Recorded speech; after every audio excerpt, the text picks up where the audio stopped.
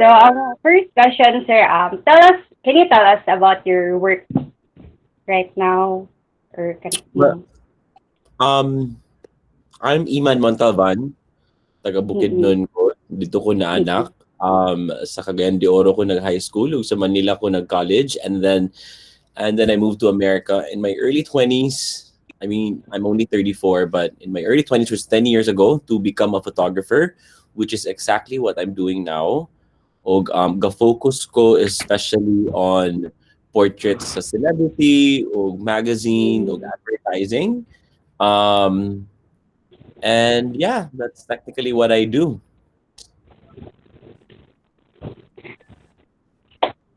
Thank you, sir. Second question, sir, is what's the best piece of advice you've been given to a person or co-artist, co-photographer You about know, your magdaghan kayo. Hindi ko mahunahunaan, pero at the same time, wala. I think like what stays in my mind the most is if makadare ka mo damn good, then you can dare to do it, and nothing should yes, hold you back. Um, yes, just keep going for it. And honestly, like in life, you only really have one shot. So if imo namang dambuhon, di buhatan na lang. Wala mawala sa imo. true. Dream big. Yes. Ay pag inot-inot. Lagi. uh, Third question, sir, is what jobs have you done other than being an artist, photographer? Um, well, of course, when I came here, pag abot na ko dali, wala man ko nahimo inani diretso. So medyo Mm-hmm. nag-try gyud ko og kuha og mga part-time jobs at first. And to be honest with you, I was never really the person that was good at math or good or maayo og mga like I don't even know how to drive. Let's put it that way. Di ko kabalo mag-drive taman karon. So specific kay akong kahibawan nga tao, and pero nag-try ko, so I became an assistant, photo assistant, pero I didn't really succeed well because I didn't drive. When dili kayo ko Mm-hmm. so gamay ko compared to the Americans. And Mm-hmm. I tried working in a my friend got me a job in an insurance company, but I don't drive, so I don't know anything about cars. So murag na Mm-hmm. fired ko dito. So nag-try mo kog mga ginagbay nga mga jobs, pero in my mind it was all or nothing what I wanted to do. It was photography. There was no plan B. Plan A lang yun. The only reason nga nag-work lang ko, nangita ko gamay is because I didn't know anybody pag anhin ako diri. I Mm-hmm. really start from the bottom. Mm-hmm. So, um, anything to make money. I pretty much also just really try to use my camera. Kaya katong sugod pagka 16 ako, 17, gikan ko sa Cagayan, pag abot ako sa Manila, nangita naman ko pero yung paagi nga like makahimog money through either like I don't know, acting or like magazine. Okay, bawas mo kong commercial for McDonald's when I was 16, by the way. Hindi ko mga ibang try. I think it's because also the bukid ko, so I didn't know what I was going against with. I just had passion to do it. I didn't Mm-hmm. think much of like, kinsa ka ako mga kontra or anana. More of like, ako na siya gibuhat, but obviously now that I'm looking at it from this perspective, I'm like, wow, gutsy ito nga siya nga move. But I think it's Mm-hmm. nice to go for your dreams without also not knowing too much about your opponents or anything like that. Just like do it because you want to do it. N- Lagi. it there's a certain magic in not knowing too much.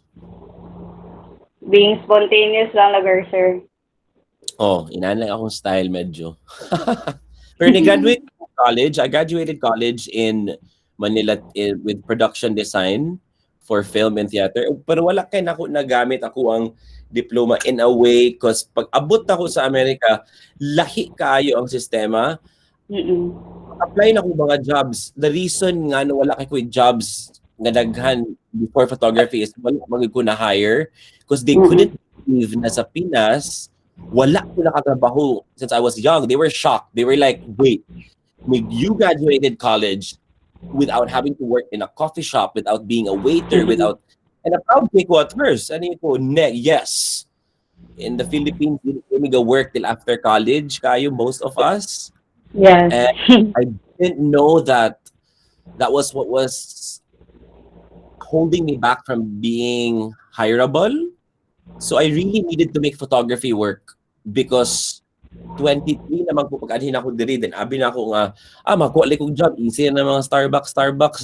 Dili sila, wala nakatuo nga, wala ko experience. Like, so kato, medyo shocking to sa ako after I graduated college. I was like, damn, I thought makuha kag job right away. Pero of course, I just kept going and learn new skills. It's never too late. I mean, you know, I promised myself that this year I will learn how to drive. So, so it's never too late.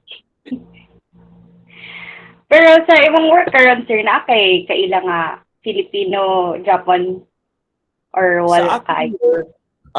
especially last year na medyo nilahi ang world with COVID and all that. Pandemic. Cautious ko nga ang ako mga assistant ug tanan Pinoy mi halos tanan. So when we are on set, ang representation of the Filipino is big.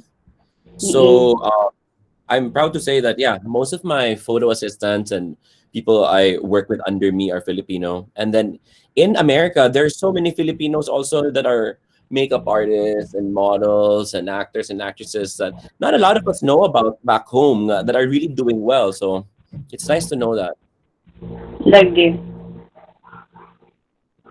But sir, di ba, na-mention mo kagadi na nga, you work with famous people, and na starstruck ba Japan ka sa ila, sir?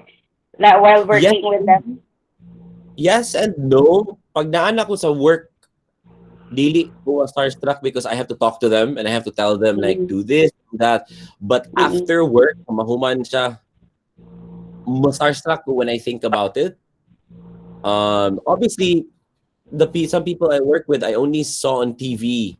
Kaya nga, nagapuyop ako sa Cagayan o sa Bukidnon. So medyo, of course, parang akong bakilig gamay nga. Like, I can't believe I'm telling you what to do and all these things. But also what humbled me was, ever since I worked with all these people, quote-unquote, artista, whatever, I realized we're all the same. Everyone just works hard to be happy. So that, I think, was the best I could take away from like working in Hollywood or working in America and getting to work with like mga John Mayer, mga Cole Sprouse, mga kinsa pa na sila dira. Like, they're just working hard to be like happy and you know, to be kind and all that stuff. And it's nice to know that. Pero with this pandemic, sir, dako gid kay ang change sa imong work from katong before sa karon, di ba? Ang pandemic, I think it really changed a lot ang Black Lives Matter po diri. BLM movement. So it really changed America and also work. And of course, work is hard because nabi ko sa LA nga mo'y pinaka center sa COVID karon. So a lot of the shoots at first was like through the window, through the glass, wearing a mask. Obviously, like hassle.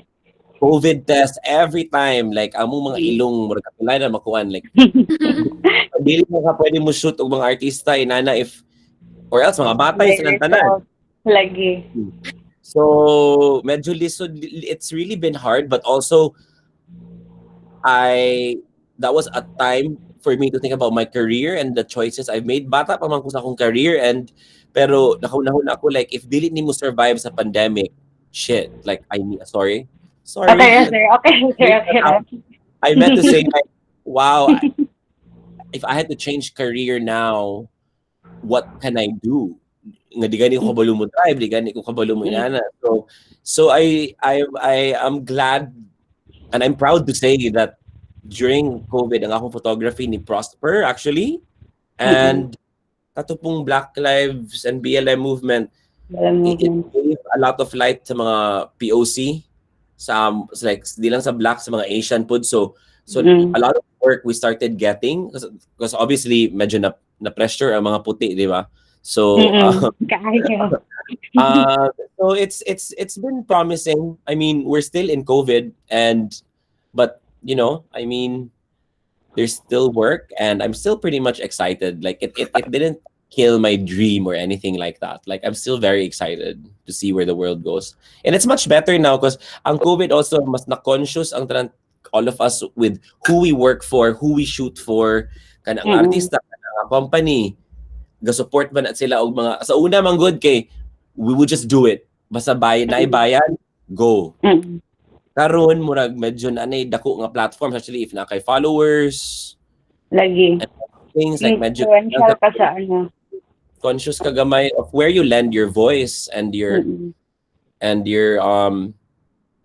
your opinion in life. I mean, before, you know, we would just work for people. We don't really think like kaning company ga stand ba ni siya for inani. But yeah, I think like that changed everything. Sige, sir. Last question na ni sir. What is your biggest achievement as an artist? You know, I always I think of myself as a work in progress. So I don't know, but if So far lang, sir. I think it's that taga-Salusi man ko, pero medyo feel na ko, if I think about it, like, I've done. Huwag ka na, proud ko na. Lagi, because you worked hard for it, not good. Layo, yung kayo. I mean, shucks.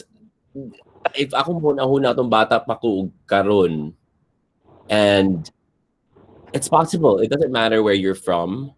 It doesn't matter if gatanaw ra kag TV on like, I don't know, like dito dapit sa like Sigal Valley, like you could be the next big thing. Sige, sir. Thank you. Thank you for answering, sir. Thank you, Kayo. Thank you for accepting the invitation. Thank you for your time, sir. Thank you, sir.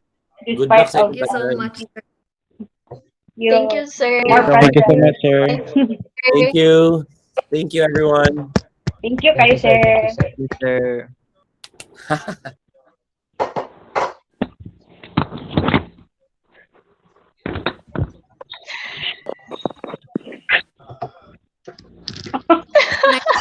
Mag-start recording na ko, guys, ha? Bibiling mo ito na ako. Toy, grabe ko ano tong questions. Nagtumag-question ta to, no? Oh my God. Isa ni. Unsan ni? Lloyd? Oh, si Ay, Lloyd. nag-call